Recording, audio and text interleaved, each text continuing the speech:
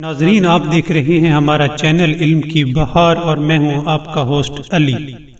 ناظرین، حضرت علی علیہ السلام نے فرمایا کہ بے شک سورج اور ستارے فلک پر موجود ہیں اور وہ فلک ایک سمندر کے اندر ہے، اور اس فلک کے اندر تمام چاند، سورج، ستاروں کے ٹھہرنے کے راستے معین ہیں۔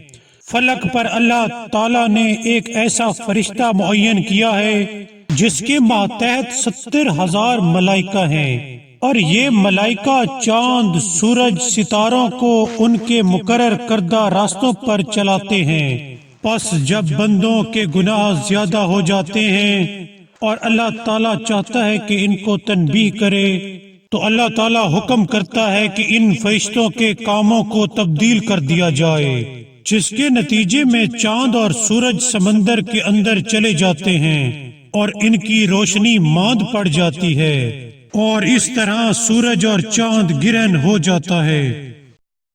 ناظرین، اگر آپ کو ہماری ویڈیو پسند آئی ہو تو سبسکرائب کرنا مت بھولیے گا۔ Thank you.